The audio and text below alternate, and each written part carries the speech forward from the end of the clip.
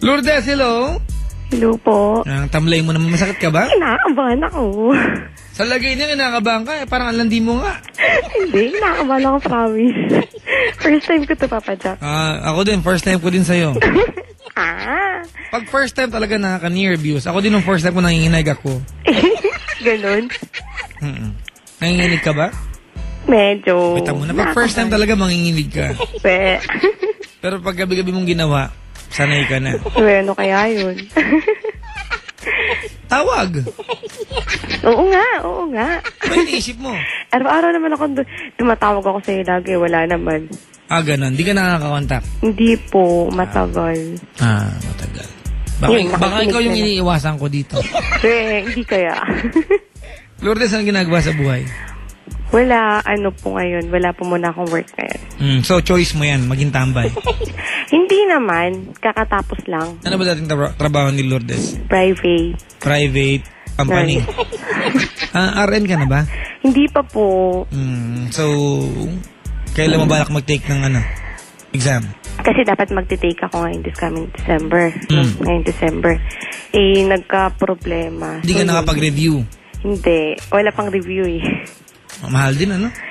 Mahal. Ang hirap mag-nursing, di ba? Aral ka, mahal ng tuition, tapos review, di ba? Panibagong bayad. Kaya nga po. Tapos pag di pumasa, wala lang. Tambay ulit.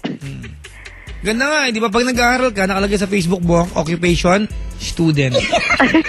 Pag graduate nakalagay, jobless. May love life, wala? Loveless. Yes. Siyempre, tatawag ba naman ako ngayon kung mayroon? Malay ko, trip mo lang. Adik. Sino adik? Joke lang. Ako nga. Okay lang. Adik na ako. Nakakabahan tuloy ako. Wala na, okay na. Okay na. Kasi kung kinakabahan ka, pakakantahin kita. Pero hindi ako marunong kumanta. Babagyo ngayon. Malamig na nga, babagyo pa. Pampatanggal ng nervyos. Tanggal na po. Sige, dali. Lourdes. Ano yun? Kwento ko. Bakit ako loveless? Shit. Huy! Dandan sa word, ha? Dahil joke lang. Game na. Game. Kasi may boyfriend ako before. Ayan na, background. Iyak ako, joke. Ilang years na rin kami. And then, ewan ko kung bakit nagkaganon. Kasi kami on and off before. Tapos nung kami, more than 1 year, and then nag-break kami. Nung pagka-break namin Sino nag-break? Actually, alam ko ako pero sabi niya, wala naman daw. Okay, so it was a mutual decision? Oo, parang ganun lang. Tapos nawalan kami ng communication. Kailan to nangyari? Ano bang year 2010, mga 2007 siguro. So, one year naging kayo? Oo. And you still think of him? Yeah. Mahal mo ba siya hanggang ngayon? Yeah. Bakit? Hindi po kasi, di ba noong 2007 na yon, nung 2008, nung after breakup namin, we don't have communication. And then, 1 year din yata kaming walang communication. And then, may nabalitaan ako na may nangyari sa kanya or something na gano'n. Ano nangyari? Bad news What happened? May nabalitaan ako na may nabuntis daw siya. Okay. That's a good news. That's a bad news for you but not a good news. Diba? Sa'yo bad news yan. Pero sa kanya, maybe it's not a bad news. And then, nung nangyari yun, kasi nung time na yon, akala ko na after breakup namin, wala na lahat. Teka lang. Nung bang may nabuntis siya, kayo pa, hindi na? Wala na po kaming communication. So, hindi nga bad news talaga yon, di ba? Kasi wala ka na kinalaman sa buhay niya Pero mahal ko pa rin siya nun bad news lang sa'yo yun, hindi sa ibang tao. Tapos, tsaka baka hindi niya nabuntis yun, baka sinadya niyang buntisin. Hindi ko po alam Tapos nung nung time na yon, parang gulong-gulo ako kasi doon ko na-realize na still love him. Until now? Until now, yes. Tapos, di ba, katapusin ko muna. May karugtong pa to. Sige. Tapos,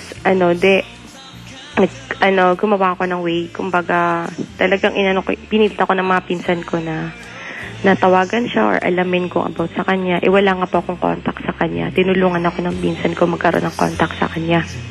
And finally, nagkausap kami. Anong nangyari?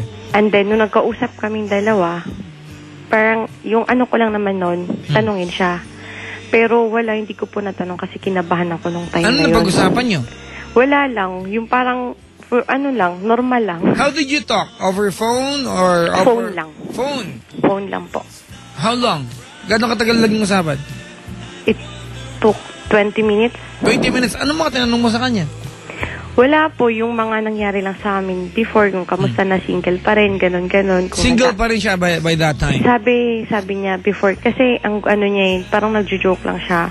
Tapos ang sabi niya yung time na yun na parang, ewan ko kung joke yun na yung may anak na daw siya. Tapos sabi ko, talaga, sabi niya gano'n. Tapos joke lang yun, sabi niya gano'n. Tapos sabi niya, papakamatay daw siya. Okay, so, alam ko, nung time na yun, may yung joke na, may laman yun. Okay. Kaya gusto ko sa kanyang i-open up kung bakit ako tumawag or no, pero natapos na lang. Ano ba talaga yung purpose mo bakit tumawag ka sa kanya? Tumawag ako sa kanya kasi after no nangyari na yun, di ba nagkaroon po kami ng communication ulit. Nag-usap kami, after namin mag-usap, months after, nagkita kami, and then nagkabalikan ulit kami. At then nagkabalikan kami, parang, ako po kasi yung tipo ng tao na hindi ako showy magmahal. Kasi prioritize ko pa yung studies ko before. Hindi ako naniniwala dyan. Promise. Okay. You can claim that, but I don't believe you. Ikaw, nasa iyo na yan. Then, priorities ko yung status ko before. And then, nung naging kami nun, parang hindi pa rin niya ma-feel yung nagkabalikan kami. Mahal ko siya. Kaya tapos nun, bigla ulit kami nawala ng communication. I don't know kung ano yung nangyari. And then, before siya umalis, kasi seaman po yun eh. First sakay po niya, before siya umalis, kapag-contact po siya sa akin. Nagkaroon ulit po kami ng And then yun, wala po kaming breakup until now. Pero nung sumakay po siya, tumatawag pa rin po, pero hindi na yung mag-boyfriend na call na as in sweetness, nandun pa rin, parang wala lang. Parang okay lang sa kanya na, hi, hello, kamusta ka na? Okay lang sa kanya yung parang ganun. Pero ako kasi, as in, umaasa talaga ako sa kanya na pagbalik niya, kami pa rin. Then pagbalik niya ngayon, parang ang sakit kasi... Lourdes? Tell me, what are you trying to achieve? Hindi ko alam Kasi, kaya sabi ko, hindi ako naniniwala sa'yo. Na pag nagmahal daw, ganito, ganyan. Hindi ako naniniwala sa ganyan mga statement. Alam mo kung bakit? Kung alam mo sa sarili mo na hindi ka showy, and this is one big factor kung ba't kayo nag-iwalay, why do you have to maintain that kind of attitude? Diba? Isang malaking katangahan yan. Hindi ka showy o talagang pabaya ka lang na girlfriend? Kasi po talaga before, ang iniisip ko kasi, ayoko na maging sa kanya. Kasi nag-aaral nga ako nun eh. Hindi ako naniniwala dyan eh. Kasi kahit kailan hindi pwede mag-compete ang pag-aaral at pag-ibig dahil magkaibang bagay yan eh. Yung mga tao na paghahalo, yun yung mga tao hindi irresponsable. Diba? Siguro. Pero kasi diba, ang pag-ibig minsan dapat maging inspirasyon niya sa pag-aaral. To do more. Diba? In school. Pag ang pag-ibig nakakasira, diba? Huwag ka mag-love life.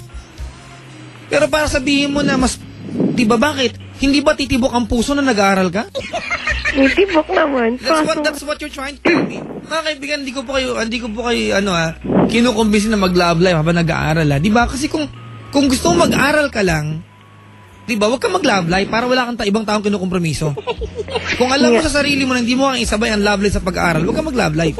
Mag-aaral ka lang. Huwag ka magsabay ng boyfriend. Hindi yung tipo ng, ikaw yung tipo ng tao na, hindi boyfriend kita pero hindi ko pwedeng pakita kasi nag-aaral ako. Huwag ka mag-boyfriend. Yun nga po, ina-admit ko naman na may mali talaga ako before. Mali po talaga ako, promise. Teka, may nag-text Basahin ko lang ha. Papa Jack, kung ganyan ang GF ko, mambubuntis talaga ako ng iba. Adik din. Oo nga, Papa Jack. Ito nga. Papa Jack, makinig ka. Adik, Nagtatawanan mo ako eh. Dali. Ano na nga, yun nga, ina-admit ko na nga na kasalanan ko